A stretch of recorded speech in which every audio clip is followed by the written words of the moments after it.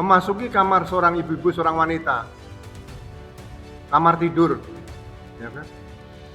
Dengan kondisi ibu tersebut sedang bekerja dengan celana pendek, baju kaos. Aturan mana yang mengizinkan seperti itu sebagai insan tribrata dan catur prastya? Saya yakin seorang inspektur 1R tadi itu tidak pernah membaca, menghafalkan atau menerapkan tentang tribrata. Yang pertama Rastra Sewakotama, yang kedua Yana Anusasana Dharma, yang ketiga Nagara Yanutama. Ataupun catur prastya, Satya Prabu, Hanyakan Musuh, Ginung Pratidina, dan Tansa Tresna. Berbagai kejahatan, pelanggaran hukum ya di negara ini dengan menggunakan parcok misalnya sebagai salah satu alat, maka saya kira bisa mengatakan yang namanya Prabowo dan Jokowi itu satu paket. Jadi sekali lagi saya memberikan informasi bahwa peristiwa yang terjadi, yang kebetulan terjadi kepada rekan-rekan kita, yaitu Dr. Roy Surya dan Dr. Tifa, seharusnya itu tidak boleh terjadi lagi. Dan seharusnya yang kemarin juga tidak terjadi kalau benar-benar mempedomani bahwa dalam penegakan hukum tidak boleh melanggar hukum, melanggar etika hukum, melanggar etika susila, atau melanggar etika profesi. Ya. Saya sangat kecewa berat. Saya tidak mengatakan bahwa walaupun saya kenal Pak Roy, kenal sama Dr. Tifa, ya, saya katakan jangan sampai terjadi kepada masyarakat lain nanti diberlakukan bahwa hal-hal yang dilakukan oleh penyidik yang menangkap pertama kali Dr. Roy Surya dan Dr. Tifa, ya, itu menganggap adalah tindakan yang paling benar di seluruh dunia. Ya. Kenapa? Memasuki kamar seorang ibu-ibu, seorang wanita, kamar tidur, ya kan? Dengan kondisi ibu tersebut sedang bekerja dengan celana pendek, baju kaos. Aturan mana yang mengizinkan seperti itu sebagai insan tribrata dan catur prastya? Saya yakin seorang inspektur 1R tadi itu tidak pernah membaca, menghafalkan atau menerapkan tentang tribrata. Yang pertama Rastra Sewakotama, yang kedua Yana Anusasana Dharma, yang ketiga Nagara Yanutama. Ataupun catur prastya, Satya Prabu, Hanyakan Musuh, Ginung Pratidina, dan Tansa Tresna. Ya. Ini harus dikembangkan, apalagi Pancasila. Mungkin sama sekali tidak pernah diterapkan di sini. Ya. Jadi saya sangat kecewa sekali dengan langkah-langkah seperti tersebut, dan saya berharap, ya, Komisi Perlindungan Anak dan Ibu, perlindungan terhadap wanita harus memberikan perhatian khusus. Ya. Jangan sampai ada nanti wanita-wanita, ibu-ibu di Indonesia yang mengalami peristiwa seperti apa yang dialami oleh Ibu Roy Suryo. Ya. Kemudian pelanggaran hukumnya sudah sangat jelas. Ya. Proses berkas perkara Pak Roy Suryo, Dr. Tifa, laporan Jokowi dan kawan-kawan 4 orang tersebut, begitu sudah dilimpahkan kepada jaksa peneliti, itu sudah dalam pengendali perkara pihak kejaksaan. Kalau dilakukan penangkapan penahanan, itu harus ada petunjuk jaksa. Tidak boleh main penangkapan penahanan sendiri dengan pasal-pasal yang bisa digunakan sendiri. Ya. Pasal-pasal itu diatur dalam hukum acara pidana ataupun KUHP, hukum pidana, itu harus secara eksplisit disampaikan. Tidak ada aturan penangkapan penahanan seseorang hanya dikaitkan kan bahwa ada P21. Ya. P21 itu bisa diterbitkan oleh Kejaksaan Negeri, bukan oleh Kejaksaan Tinggi. Saya membaca dalam dokumen yang dibuat oleh penyidik, di situ cantumkan bahwa P21 diterbitkan oleh Kejaksaan Tinggi. Hal ini jelas-jelas melanggar pedoman Kejaksaan Republik Indonesia bab 3.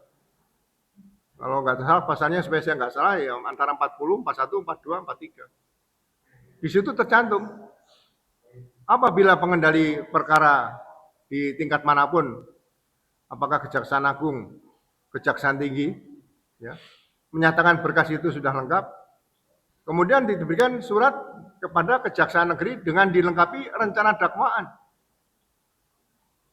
Dan dalam tempo 2 hari setelah itu, segera Kejaksaan Negeri menerbitkan P21, menentukan hari tanggalnya kapan berkas tersebut pelimpahan tahap kedua, tersangka dan barang bukti. Karena berkas perkara sudah ada di kejaksaan. Waktunya 14 hari. Kalau di situ ada P21 yang dibuat oleh Kejaksaan Tinggi tanggal 30 April 2026, sekarang tanggal berapa? Sejak terbit P21, itu waktunya hanya 14 hari. Maksimal 14 hari harus sudah dilimpahkan pelimpahan tahap kedua, yaitu pelimpahan administrasi, tanggung jawab tersangka dan barang bukti.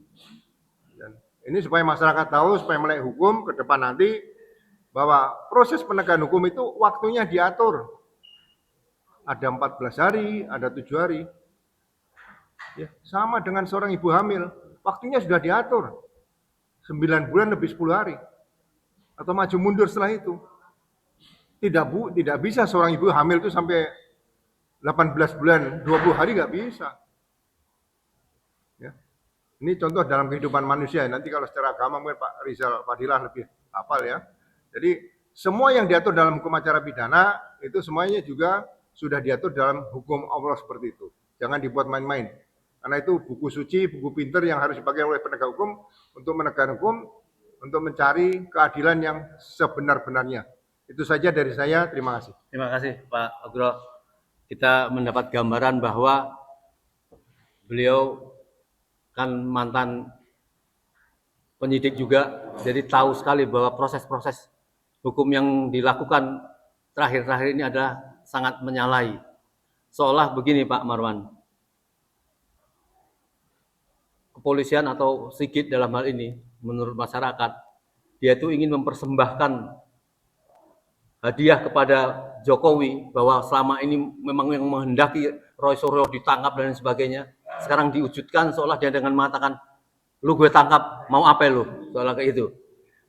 Apa Pak Marwan komentar terhadap cara-cara model sembrono kayak gini Pak? Ya, ya. Ya, makasih Om Lim. Assalamualaikum warahmatullahi wabarakatuh. Saya untuk menjawab pertanyaan itu, saya kira isunya bukan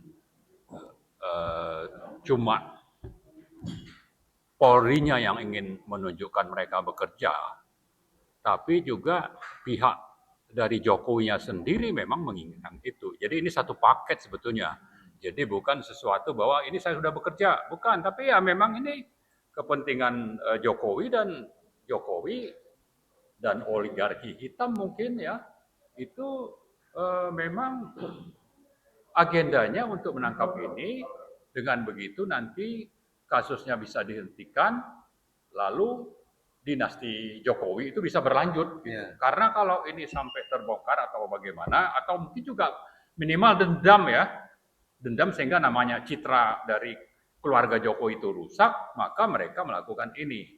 Itu satu hal. Nah, tapi yang lebih penting saya ingin menyampaikan bahwa kalau sudah ditangkap, tadi saya dengar teman-teman yang selama ini punya pengalaman soal penegakan hukum itu tidak akan selesai untuk nanti bisa lepas kalau kita dituntut, tapi ujungnya nanti bisa sekian tahun. Ya. Nah, kalau sampai seperti itu, maka kita bisa mengatakan seperti inilah penegakan hukum oleh pemerintahan Prabowo. Ya. Apakah mau nih Prabowo citra dari pemerintahannya dengan tadi penangkapan seolah ini mereka teroris, ya, dengan menghalalkan segala cara melanggar undang-undang dan peraturan, ya, penangkapannya sudah bermasalah, lalu nanti dilanjutkan dengan proses hukum yang akhirnya mereka difonis vonis sekian tahun. Kalau itu terjadi, maka ya ini pemerintahan Prabowo yang katanya mau menegakkan hukum dan keadilan pro rakyat itu hanya omon-omon. Nah, karena itu tadi saya sudah sampaikan, kita menuntut Pak Prabowo itu supaya tunjukkan Andalah yang menjadi presiden. Sehingga kalau Jokowi lewat Polri masih melakukan berbagai kejahatan, pelanggaran hukum, ya, di negara ini dengan menggunakan parcok misalnya sebagai salah satu alat, maka kita saya kira bisa mengatakan yang namanya Prabowo dan Jokowi itu satu paket. Nah, karena itu juga kita karena masih berharap kepada Prabowo, tunjukkanlah bahwa Anda tidak satu paket dengan Jokowi dengan parcok, dengan menyatakan bahwa ini teman-teman kita ini tidak layak untuk ditangkap dan untuk segera dibebaskan. Nah, yang ketiga yang saya sampaikan adalah bahwa Jokowi selalu menantang-nantang publik rakyat bahwa nanti ijazah saya akan saya tunjukkan di pengadilan. Tapi di sisi lain dia terus berupaya dan sudah berhasil untuk apa? Untuk membuat supaya proses peradilan itu sendiri tidak pernah terjadi. Jadi ini raja penipu, raja pembohong ya, king of lip service seperti yang di label oleh pertama kali itu teman-teman dari BEM UI, ya seperti itulah, ya kan? Nah kita mau supaya di samping teman kita itu dibebaskan, proses peradilan terhadap pembuktian ijazah Jokowi asli atau tidak itu tetap berlanjut. Dan itu ada di tangan Prabowo dan DPR. Jadi jangan sekedar nanti, oke, ini akhirnya teman-teman kita dibebaskan, lalu kasusnya diselesaikan dengan cara apa? Ya ini nanti ada deponering lah, atau nanti seperti yang terjadi misalnya penghentian terhadap Tom Lembong itu kan dengan abolisi. Hasto itu dengan amnesti misalnya. Jadi di sini kan seolah-olah Prabowo itu tampil sebagai pahlawan. Katanya untuk rekonsiliasi, untuk persatuan bangsa, maka dua tadi itu tidak dilanjutkan. Nah, yang ini beda. Ini raja pembohong, ini sudah melakukan tindak pidana yang sangat nyata. Jangan sampai nanti kasusnya Mas Roy dan Dr. Tifanya itu selesai, tidak dilanjutkan, tapi Jokowi kasusnya juga dihentikan. Ini kita tidak akan menerima itu. Maka tuntutan ketiga tadi adalah bahwa jangan sampai Pak Prabowo itu akhirnya menempuh jalan seolah-olah dia akan menghentikan, tapi di situ akhirnya berhasil juga menyelamatkan Jokowi yang mestinya dinastinya itu sejak kapan juga sudah dihentikan. Saya kira itu mungkin. Terima kasih Om Lim. Ya, saya kira jelas sekali ya. 3 poin yang disampaikan Pak Marwan tuntutan saya tidak akan menggarisbawahi lagi. Tetapi di samping kita ada Bapak Jenderal Mulyono ya, yang tentu salah satu tokoh inti yang melakukan suatu dialog nasional yang saya kira cukup menakutkan juga di Bandung ya. Sehingga banyak yang menduga kehadiran Roy Suryo di Bandung itu menjadi seolah-olah representatif persoalan-persoalan ijazah bergabung dengan kekuatan-kekuatan rakyat yang beberapa waktu yang lalu di Jogja itu terjadi satu teriakan-teriakan dari masyarakat dan mahasiswa, revolusi. Alasannya tentu apa yang disampaikan Pak Marwan tadi sudah masuk semua nih. Oleh karenanya apa sikap para tokoh yang sudah bekerja sekian lama dari kota ke kota dan tentu sebentar lagi akan ke Sulawesi dan Sumatera untuk menggabungkan kekuatan rakyat ini untuk melakukan revolusi.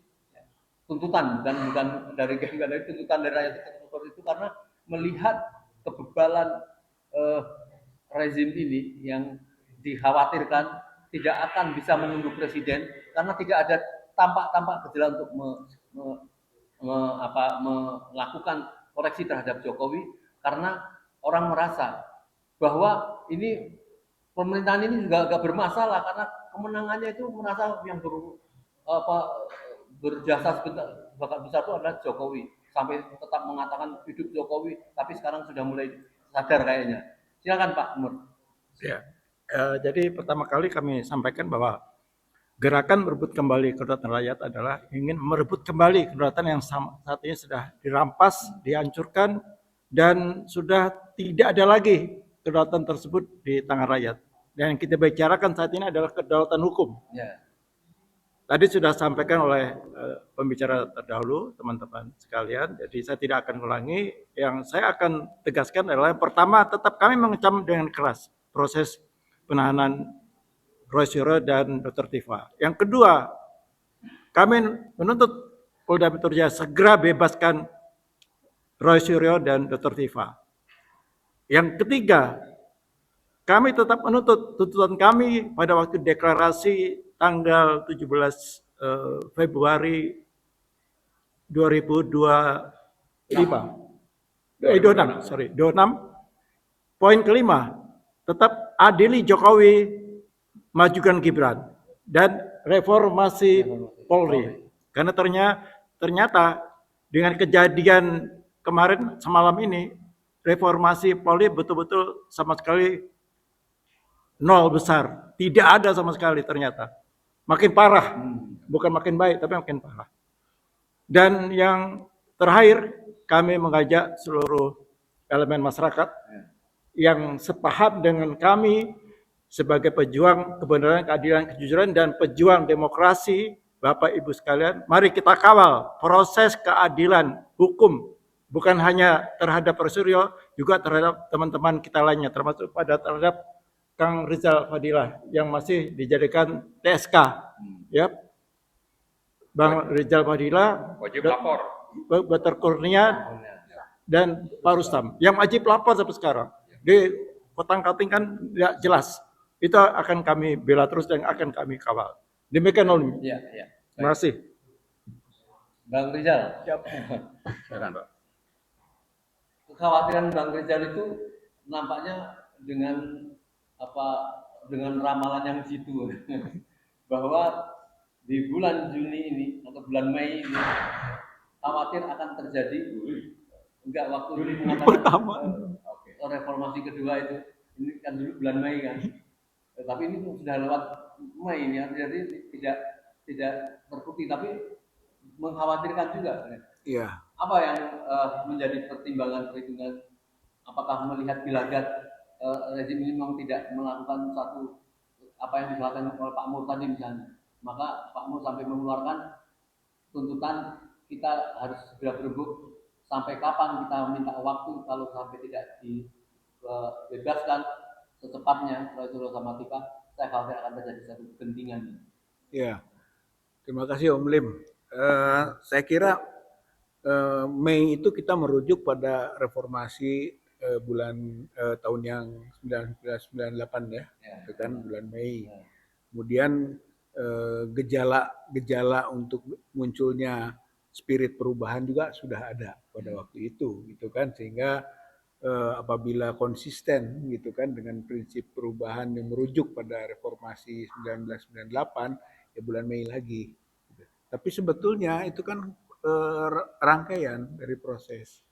Mei, sekarang Juni gitu kan, sudah makin matang terus gitu kan, tapi dari awalan itu terus Juli diramalkan juga akan terjadi kondisi yang lebih matang lagi, bahkan Agustus katanya akan ada chaos, jadi rakyat sudah mencapai puncak kekecewaannya. Jadi sebetulnya itu terus akan bergerak gitu kan, apalagi nanti sampai ada ungkapan 2 tahunnya Prabowo ini kan bulan Oktober.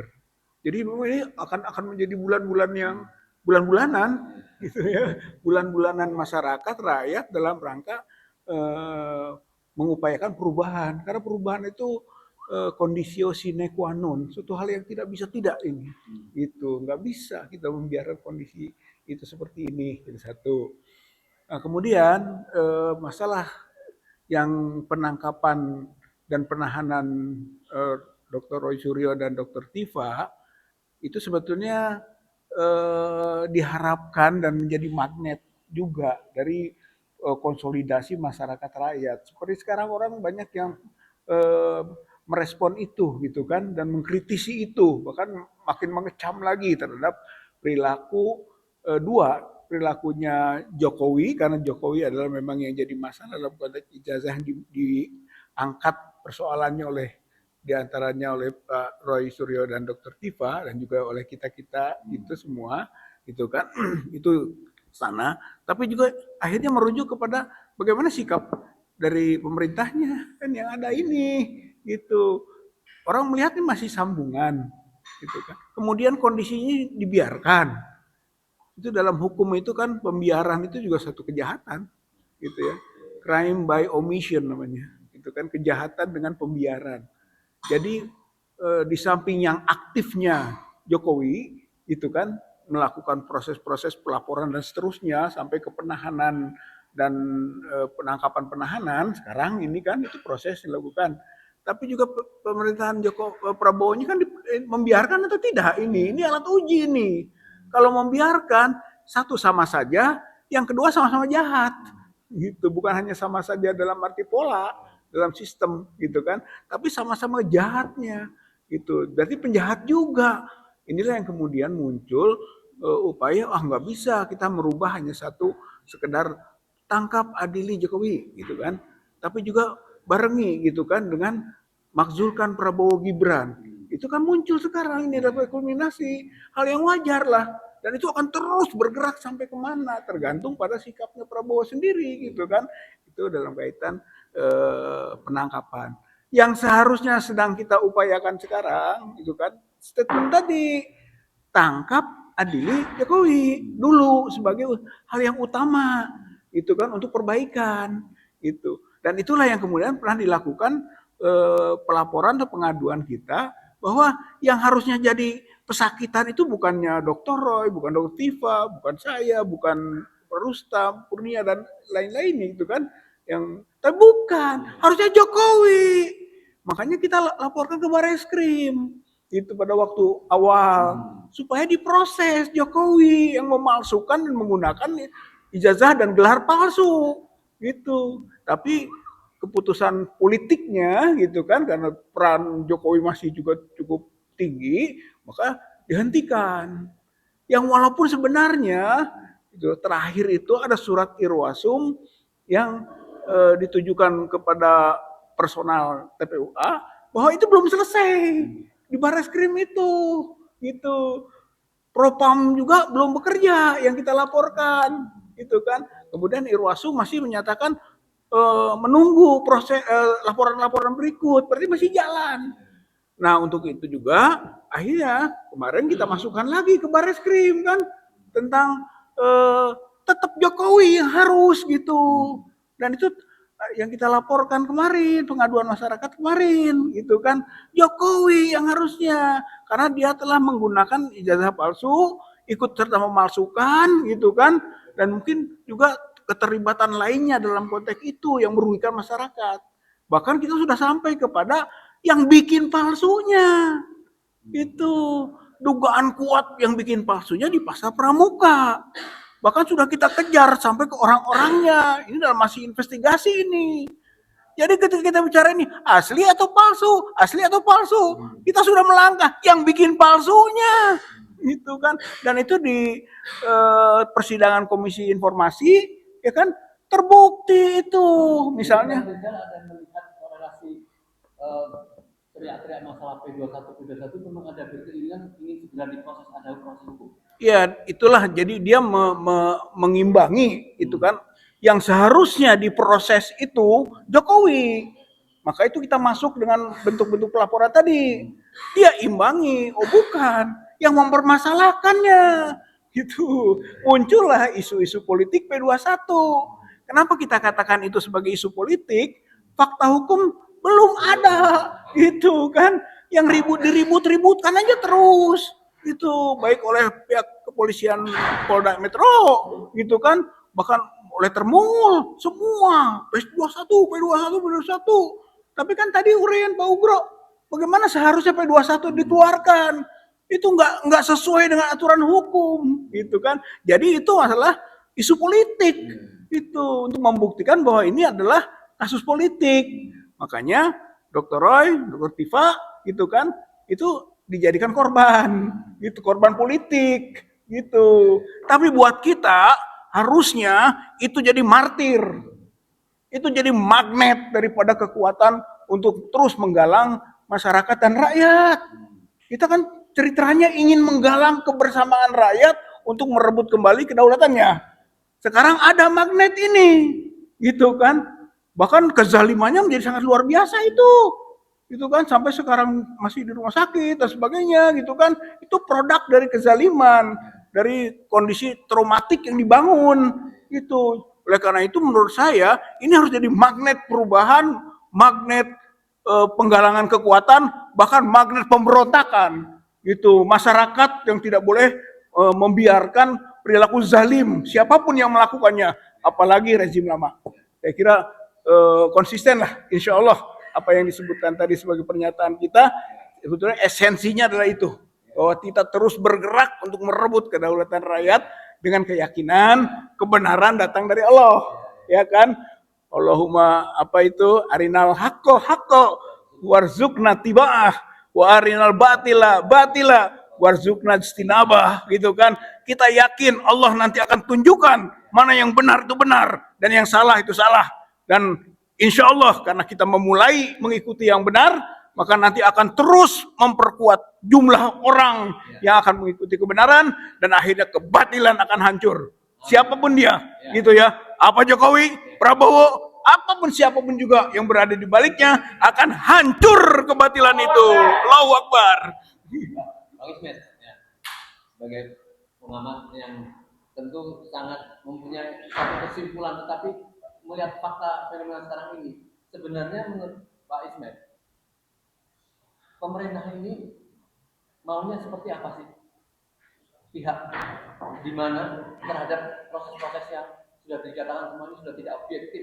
Kalau penangkapan secara hukum apa yang dikatakan Pak Ugro tadi, sebenarnya maunya apa sih? Apakah karena ketakutan yang berlebihan dari Prabowo terhadap Jokowi, kalau melakukan suatu pembongkaran rahasia misalnya itu? Silakan Pak Ismet.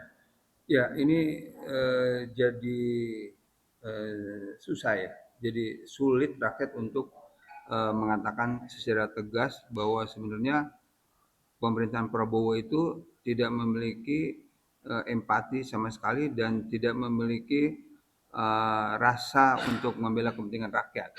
Dengan kita lihat perlakuan hukum yang sewenang-wenang.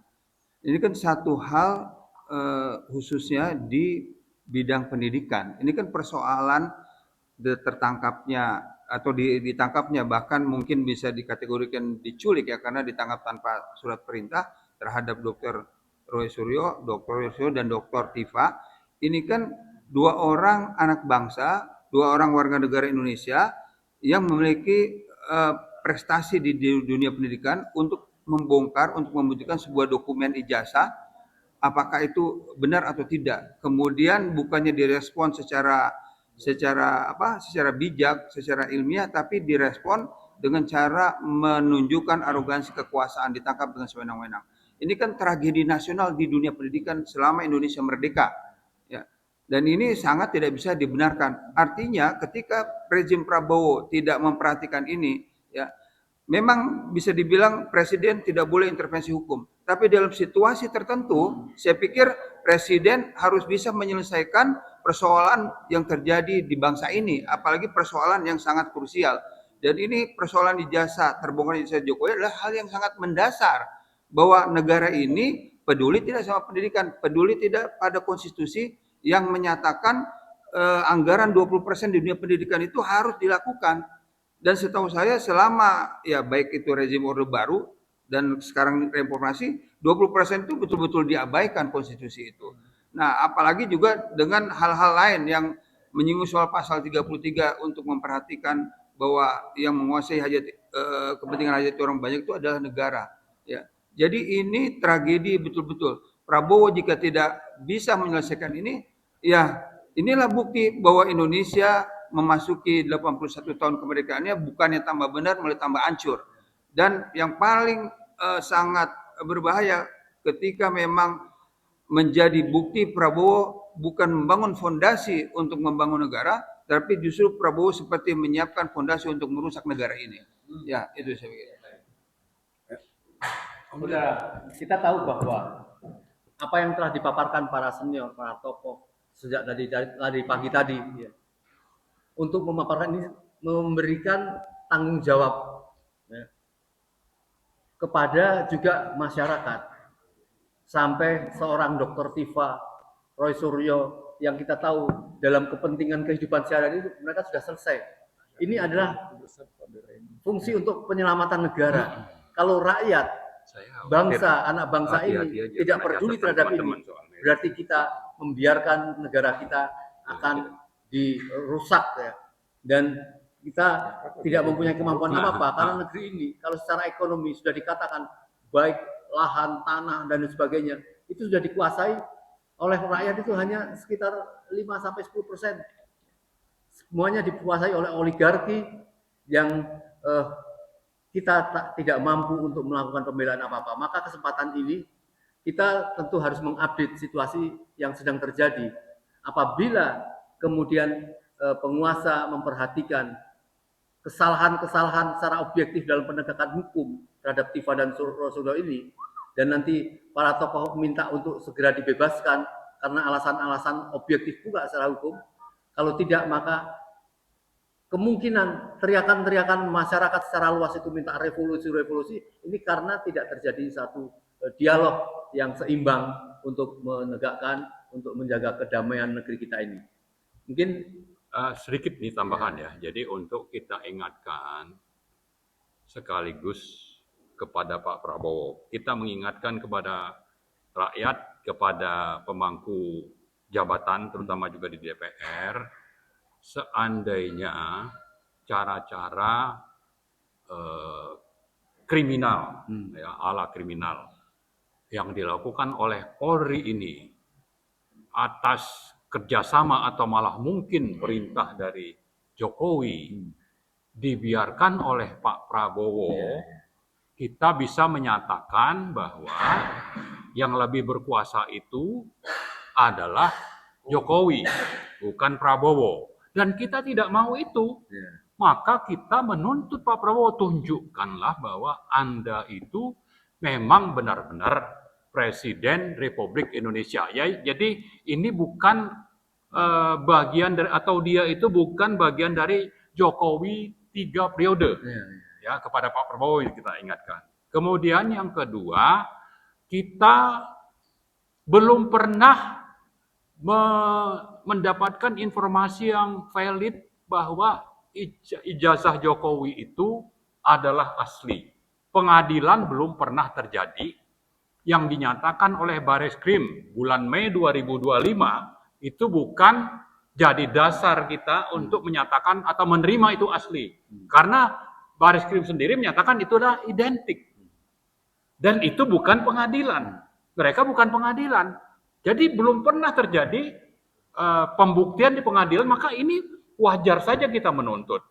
Dan kita juga paham ada 6 versi kopi ijazah Jokowi itu. Pertama waktu di KPUD Solo, kemudian KPUD DKI, kemudian KPU Pusat, lalu yang diunggah oleh Dian Sandi, kemudian ada versi Bareskrim, ada versi Polda waktu gelar perkara. Jadi 6 versi ini mana yang benar? Makanya tadi saya kembali mengulang, jangan sampai nanti Pak Prabowo itu menyatakan kasusnya tidak dilanjutkan, tapi masalah ini tidak diproses hukum.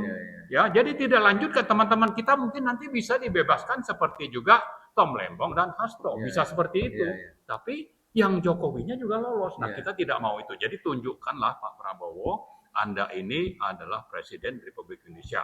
Tidak tunduk di bawah kendali Jokowi atau geng Solo atau Parcok. Gitu aja Baik. tambahannya. Ya. Jadi terpaksa saya harus menambahkan sangat penting sekali yang disampaikan Pak Marwan tadi. Kejahatan ini sebenarnya dimulai dari tidak mau menunjukkan ijazah. Kan itu aja. Ini yang membuat kegentingan dan dia tega membuat carut marut negeri ini. Saya kira mungkin sekali lagi kami mohon kita sebagai anak bangsa hanya satu ya, untuk supaya turut melakukan perbaikan negeri ini, update ya, dan harus ikutin apa yang akan dilakukan oleh para tokoh, para senior demi untuk melakukan kedamaian dan segera kita bangkit dari keterpurukan karena memang sebenarnya kita sudah berharap semenjak lengsernya Jokowi dengan waktunya kemudian ada presiden yang baru bisa terang benderang tetapi itu yang dikhawatirkan Pak Marwan kok seperti kayak Jokowi periode ketiga saya kira ini menjadi catatan akhir dari pertemuan dari pagi tadi para tokoh sudah ada. Sekian, assalamualaikum warahmatullahi wabarakatuh. Waalaikumsalam.